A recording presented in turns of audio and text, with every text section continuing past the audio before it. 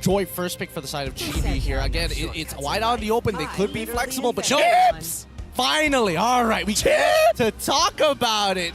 Chip has finally been unlocked for professional play. Oh, Xorn looks happy.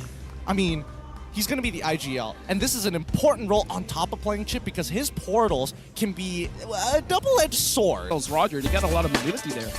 Xorn instantly going to the EXP to affect Zeno as much as he can. A good way to actually exploit Chip for the time being. He can easily head off to the top side, but it really doesn't matter at this point, right? Yeah, right now. Beautiful early game coming in from the homeboys. Instantly setting up for the dive, getting a great trade, and even bringing Udil to be an insurance policy meta. And right now, Xorn, he is... I've never played Chips like this, by the way. Actually zoning. Oh, I'm curious to see what's his first item. Is that once again looking to punish Zeno this time around underneath his turret. He's level 2 and GB is level 4. The minions have pushed in. Retribution being committed as well. Instantly taking him out.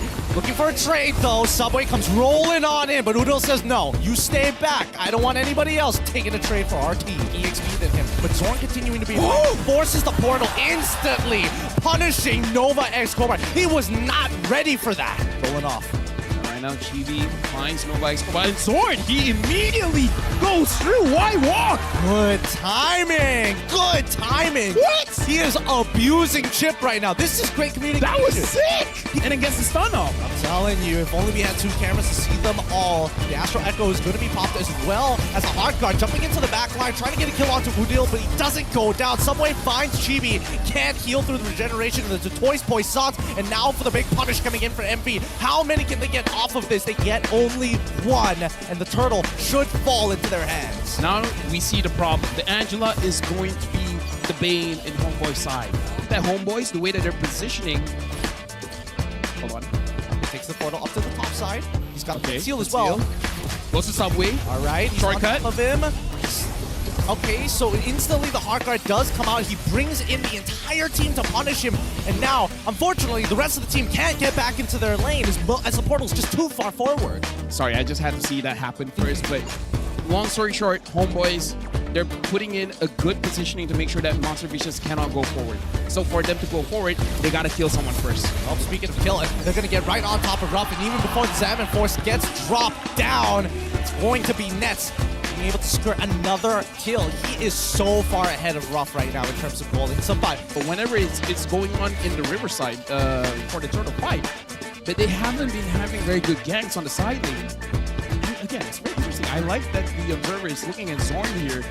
He's not roaming around the map. Yeah, he's keeping eyes. He's going to take the portal down to the bottom side. Zeno's pushed up pretty far here, and somebody's going to take full advantage. The knockback is good, but doesn't matter when you have the whole team. Xorn secures another kill for the homeboys. But now here comes the Black Dragon form.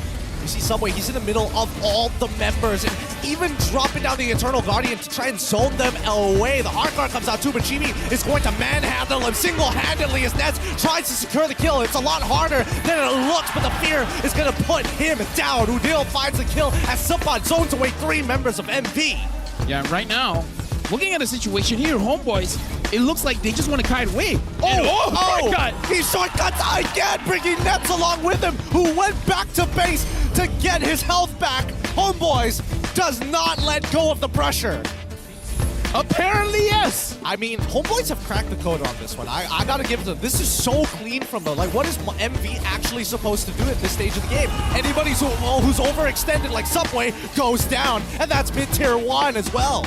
Makes it more difficult. I mean, look at Nets. He's level 11 to Ruff's level 9. 4 kills ahead of him as well. The portal comes on through with the shortcut, and now Nox Kovar, he can't get away. The Crash Course mini stun turns his basic attack into a ranged basic attack. Yeah, so at this point, with 9,000 gold lead, realistically, what can Monster Vicious do, man? Because I feel like they have points when Xenomount goes in with Nova Escobar.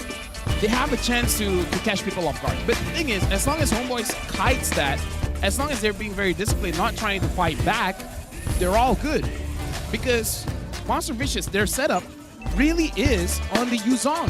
Yeah, and it really doesn't help that Udil has that fear just in case anything happens. If you're coming at me, you're coming in a straight line. I'm a fear you instantaneously. He hasn't missed one just yet, and the most that's been expanded in terms of his resources is his flicker sometimes. So I think that MV have kind of missed that mark, right? The first go to A, get to B, they've missed A, now you're gonna have to... What's the point of the game where they're like, okay, let's talk about the next draft? It's a GG go next angle. Wait, hold on. GB using that Retribution, forcing out the Black Dragon Form coming out from Zeno. They're gonna lose mid inhibitor here, but there's no real response coming out from the side of MV. Not enough threat, not enough gold. Down in economy. And with the mid inhibitor already gone, they're just waiting for the second wave of super minions to start crashing. Yeah, I feel like Homeboys, they want to die, but they don't find an angle just yet. So they're probably just waiting for Xorn. Xorn has to be the initial start to the fight, and then GB comes follow up, and then Supat tries to tie someone in. Oh boy. It's going to be the Shield Unity already broken down. Ruff with the hard guard is going to have to try his best, but the mini stun is not looking good, forcing him to Purify to get on out of there. The Zaman Force keeps him up with his Chrono Dashes, and unfortunately for the Homeboys, they find nothing out of this other than battle spells from MV. Yeah, right now Chibi is doing quite a good job being in the front line. He's absorbing as much as he can, same as Supat, but they don't have a way to dive, and this is interesting. The Boxer is trying to farm as much as he can. I mean, and damage types to deal with, it can be a bit rough here. I feel like it's amazing if you have a dive comp where you can snowball out of control to the point where even their front line feels squishy. Like your crits just burst them down. Like especially if the opposing side first item Radiant Armor or Athena Shield, oh yeah, you can snowball like crazy. Oh, that sounds like a good time. But speaking of a good time, Homeboy's looking to close this aim out in a timely fashion. Here comes the Black Dragon form with the Shield Unity. Hard guard being committed onto Rough side. He's gonna have to pop the Zaman Force to try his best to zone them away. This Lord is big, but it seems like Udil is too low to commit. The crystal starts to fall, and nobody can deal with such a chunky Lord. GG, well played. Homeboys take game 1. Hey, you know what? Homeboys, week 1, they didn't do well, but week 2 with Tip. Oh my goodness, I'm loving this, man. I'm loving it a lot. This